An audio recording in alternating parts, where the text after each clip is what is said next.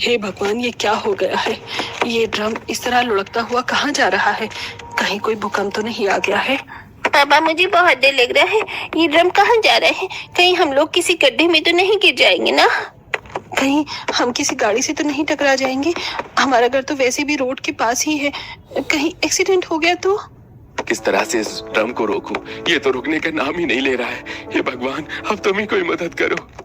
काश हम लोग इस ड्रम के अंदर आ ही ना होते तो आज ऐसे नहीं होता। लगता है हम सबका ये आखिरी पल है। आखिरकार ये पूरा परिवार इस ड्रम के अंदर क्या कर रहा था? क्या कारण था इस पूरे परिवार का इस ड्रम के अंदर रहने का?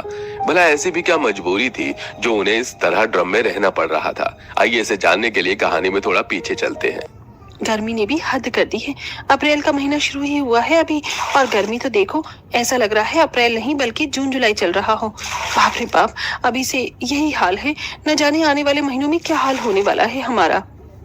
पड़ोसन बता रही थी कि इस बार तो काफी ज्यादा गर्मी पड़ने वाली है।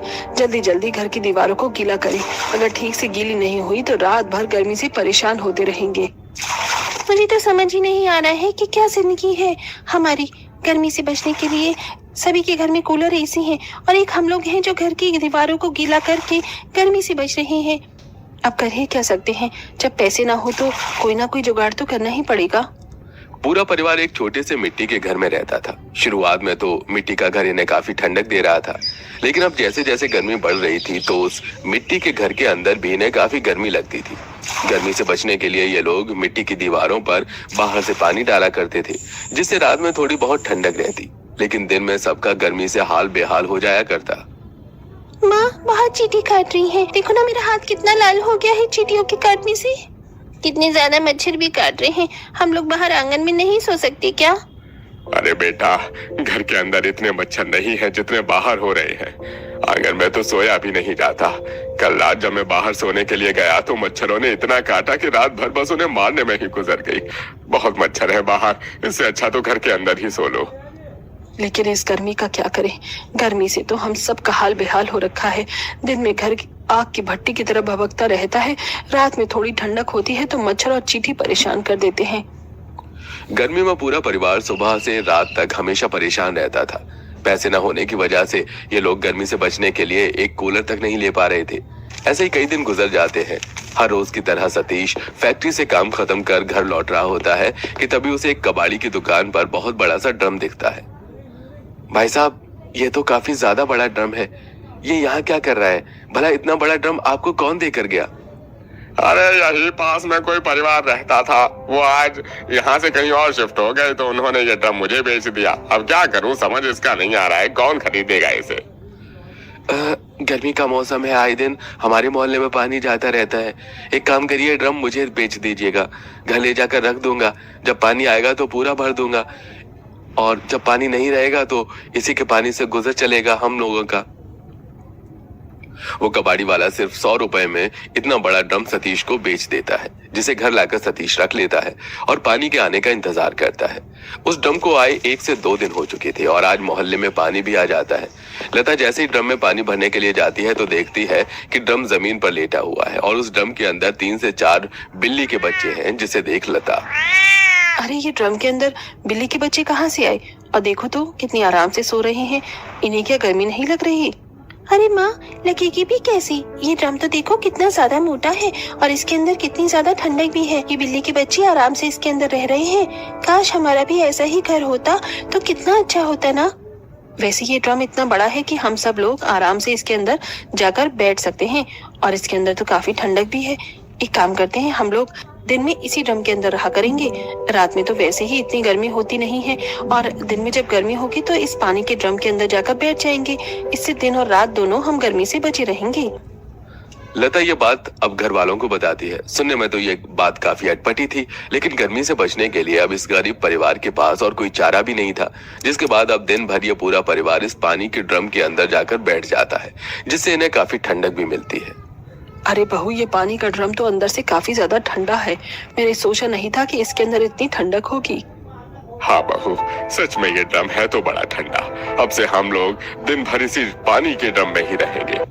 गर्मी से बचने के लिए पूरा परिवार अब दिन भर उस पानी के ड्रम के अंदर रहता, जिससे गर्मी से काफी ज्यादा राहत मिलने लगी थी। 1 से 2 हफ्ते तो इस गरीब परिवार को इस पानी के ड्रम के अंदर रहने में जरा भी दिक्कत नहीं थी, लेकिन अब जैसे जैसे बीतते दिनों के साथ गर्मी बढ़ती रहती है, वैसे वैसे अब ये पानी का ड्रम भी हल्का हल्का गर्म होने लगता है। बहू, इस पानी के ड्रम के अंदर तुझे गर्मी नहीं लग रही है क्या? माँ जी, गर्मी तो लग रही है। एक काम करते हैं, इस पानी के ड्रम के अंदर थोड़ी देर के लिए पानी भरकर छोड़ देते हैं। थोड़ी देर बाद पानी निकाल देंगे तो ड्रम भी ठंडा ही रहेगा। रोहन ड्रम के ढक्कन के ऊपर चढ़कर बैठ जाता है, तो वहीं लता उसमें पानी से भरने लगती है। तभी अचानक रोहन पानी से भरे ड्रम के अंदर गिर जाता है और डूबने लगता है। माँ, मैं डूब रहा हूँ, बचाओ माँ, मुझे बचाओ। जल्दी से मेरा हाथ पकड़ो। लता रोहन को पानी के अंदर से बाहर निकालती है और ड्रम भी खाली कर देती है।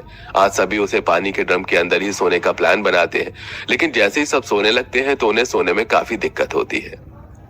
माँ, मैं तो इतनी छोटी सी हूँ, लेकिन फिर भी मैं पैर नहीं फैला पा रही हूँ।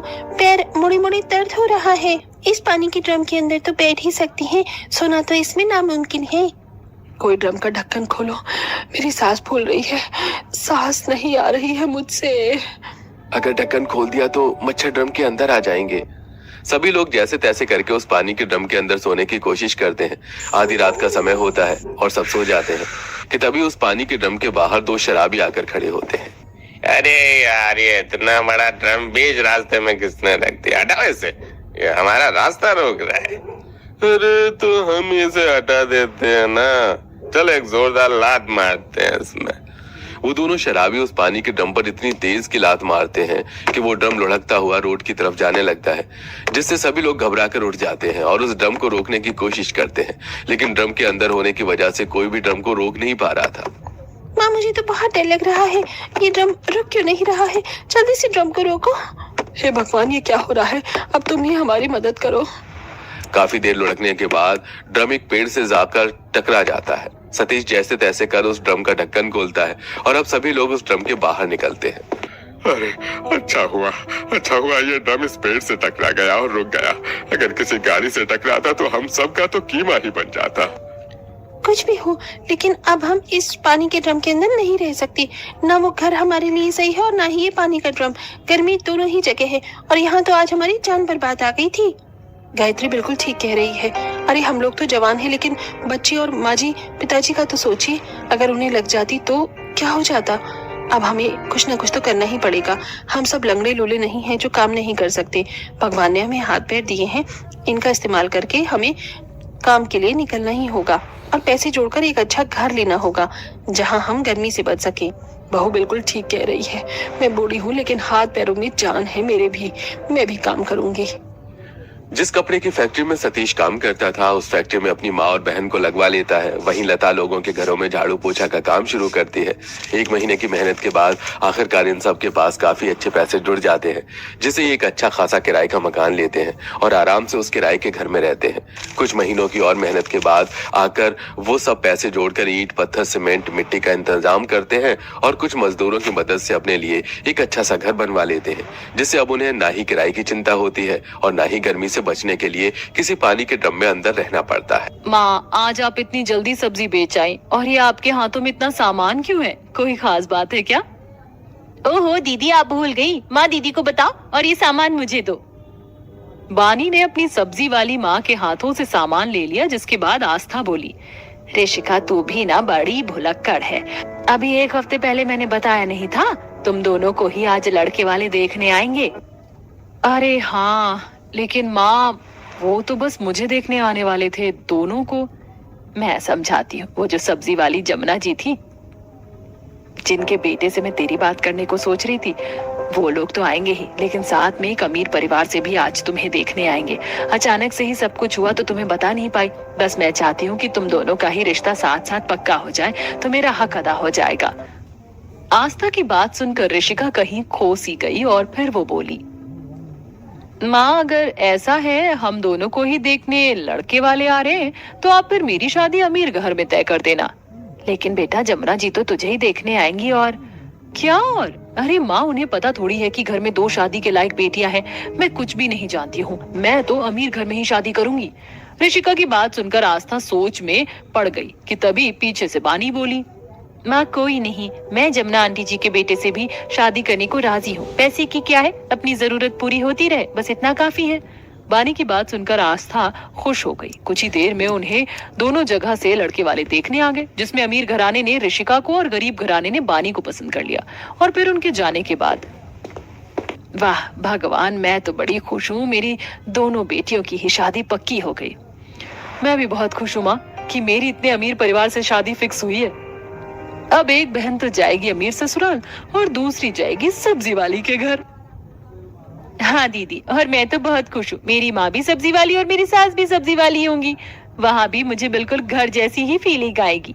बानी की बात सुनकर ऋषिका बस नकली सी मुस्कुरा दी। देखते ही देखते दोनों बहनों का मायके में रहने का समय खत्म हो गया और वो दिन भी आ गया जब दोनों ही बहनों की शादी हो गई और वो अपने परिवार से विदा लेकर ससुराल आ गई। आज दोनों ही बहनों की पहली रसोई थी। वाह, नजर ना लगे कितनी सुंदर लग रही हूँ मैं, आज तो मेरी पहली रसोई होगी। यकीनन मेरे ससुराल वाले मुझे ज्यादा नहीं थकाएंगे। ऋषिका ऐसे ही सोचते हुए तैयार होकर नीचे आ गई, जहाँ उसका पति और सास उसका इंतजार कर रहे थे। नमस्ते माँ जी। क्या नमस्ते, अरे कितनी देर में आई है, पहली रसोई नहीं बनानी है तुझे अपनी? हाँ माँ जी, बनानी है ना। आप बताएं कि मैं क्या बनाऊं? मेरा आज खाने में मटर paneer, butter chicken, changezi, roasted chicken और साथ में कुकम्बर और कैरेट का सैलेड खाने का मन है, तो वो बना देना। और मेरे लिए मंचूरियन, फ्राइड राइस, पास्ता और मीठे में फ्रूट क्रीम बना दो। इतना कुछ? माँ जी मैं इतना कुछ बनाऊं? और नहीं तो क्या, अरे तू हमारे घर की बहू है, अब खाना तो तू ही बनाएगी ना। ये क्या सवाल हुआ ऋषिका? अब जब तुम बहू हो तो तुम ही तो खाना बनाओगी। वैसे भी हमने सारे नौकरों को आज से छुट्टी दे दी है, अब से घर के काम तुम ही करोगी। अरुण की बात सुनकर ऋषिका बस चुप सी रह गई और वो रसोई में अपनी सास और पति की फरमाइश लिए आ गई।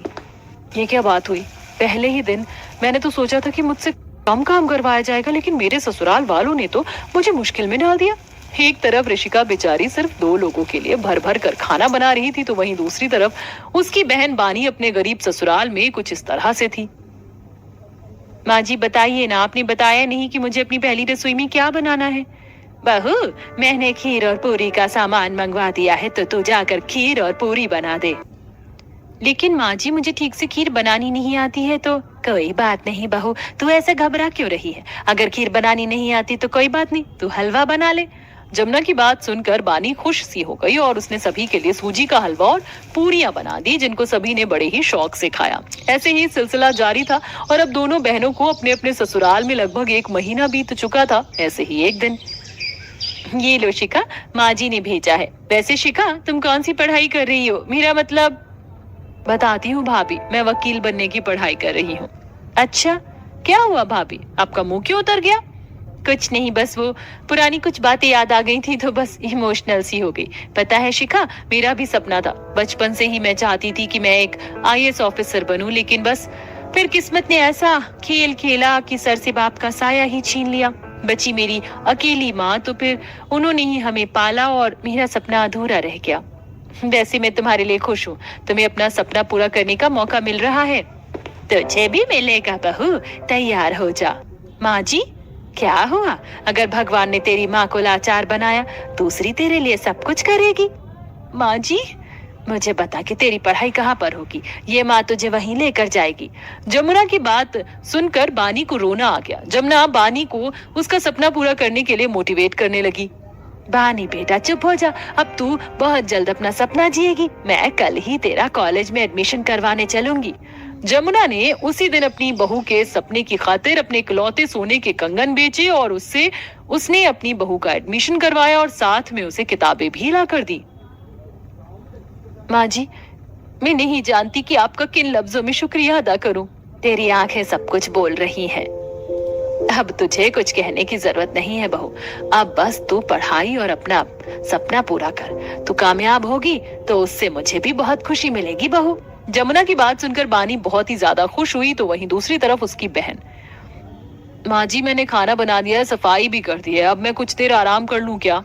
नहीं, बिल्कुल भी नहीं, सिर्फ खाना पकाने और सफाई का ही काम होता है क्या घर में? अभी और काम है, जा जाकर छत की सफाई करके आ।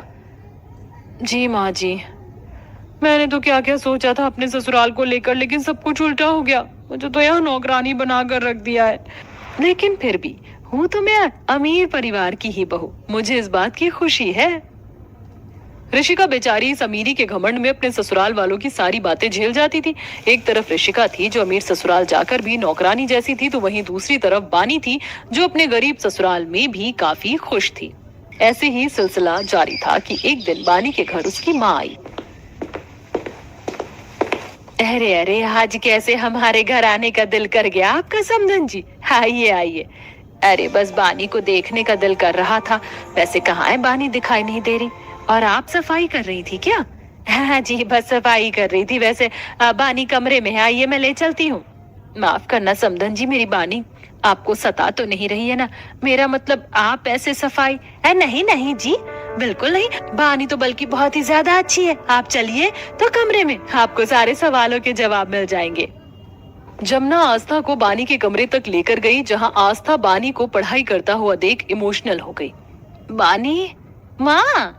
अपनी माँ को देखकर बानी भी इमोशनल हो गई और वो उसके गले से लग गई। कुछ देर बाद, मैंने तो कभी नहीं सोचा था समधन जी कि आप मेरी बेटी के बारे में इतना ज्यादा सोचोगी। मैं बहुत खुश हूँ। बानी, अब से मेरी भी बच्ची है तो उसकी माँ उसके लिए इतना तो कर ही सकती है।